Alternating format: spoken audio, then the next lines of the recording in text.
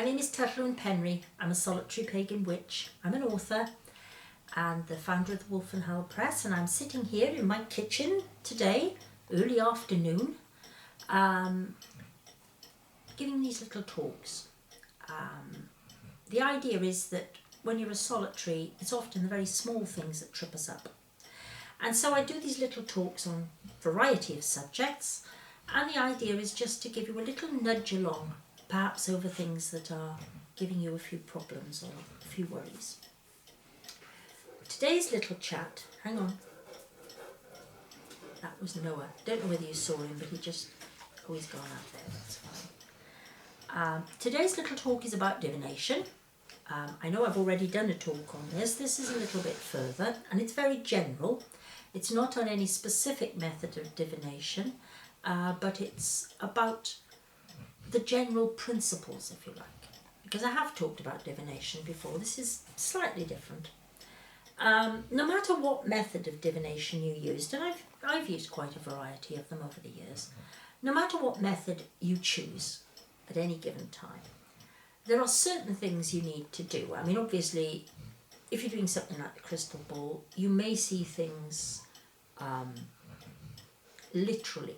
In other words, you may see somebody getting on a train, or you may see somebody doing something or saying something. You may actually see it almost like a small film inside the crystal.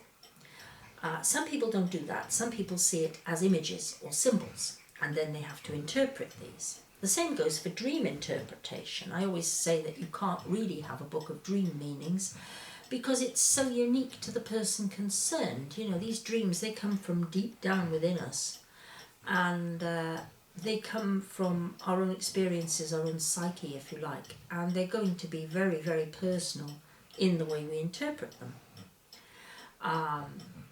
If you learn something like the tarot, well, then you do have quite often a set of meanings, and nowadays there are more and more different sets of tarot cards, each with their own meanings, so whichever you choose, that's what you learn. With the runes, well, it depends what particular rune set you're using. You know, I use the Anglo-Saxon runes usually, although I've used the Elder Fuddock as well. Some people use the younger one, and some people, they use things called witches runes or gypsy runes or what have you. I don't know, there are so many different types nowadays. Now, it's great to have choice, but the problem is, of course, it becomes very difficult to move from one thing to another.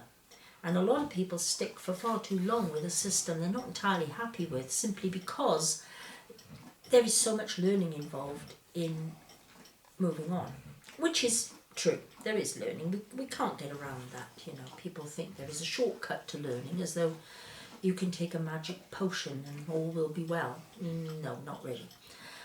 But there are certain things that are...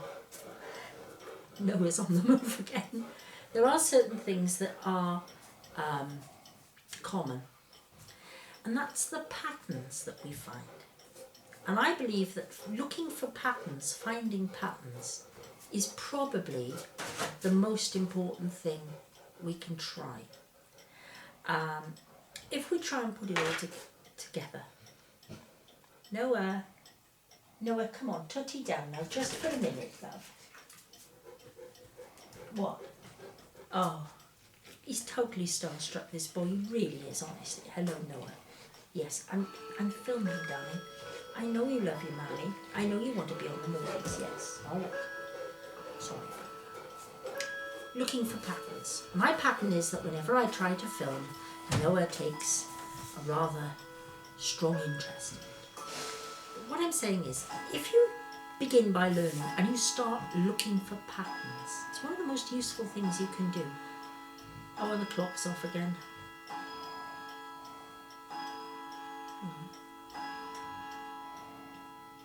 I have no idea how many times that struck. It is actually 1 o'clock in the afternoon, and that was not what was struck down then. Anyway,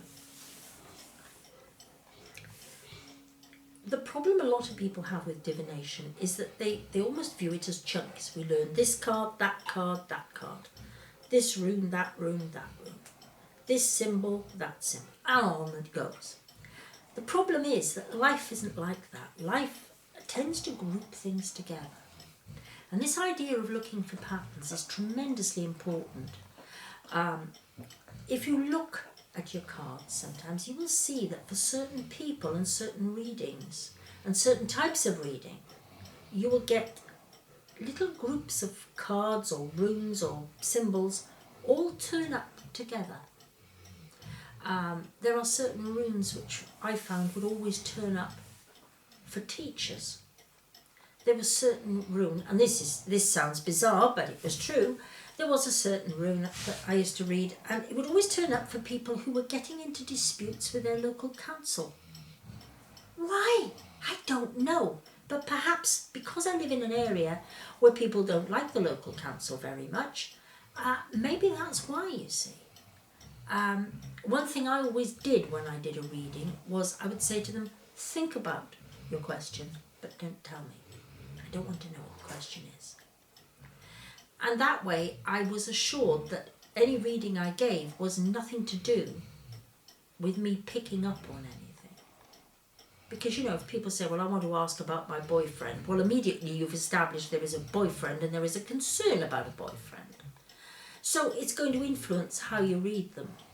Whereas if you don't ask and you just say, think about it, and it's surprising how accurate you can be because you are not picking up on anything that they've asked you. And it's a very interesting way to do it. But going back to patterns, you will find certain things will pick up as patterns. And this is why I say to people, try and make notes. Make notes of what comes to you. What do you think? How do you think this particular card, symbol, rune, how do you think it should be interpreted? Because I found for me that I came up with things that were quite bizarre and surreal sometimes, but they seemed to work. Maybe I attracted people with particular problems they wanted to ask about. Who knows? It's not so silly when you think about it. So please don't think of divination as just learning chunks of information, because it's not. A huge part of it is learning to see the patterns, is learning to see the undertones, if you like. So bear it in mind with whatever your chosen method is. Write these patterns down as and when they occur. And best of luck with it, because divination does take a lot of work, it does take a lot of effort. It can be a good idea to draw a rune or a card every day, but don't be obsessive about it. You know, there's more to life than divination. We don't use divination in order to live our lives. We use divination in order to enrich them and to empower us.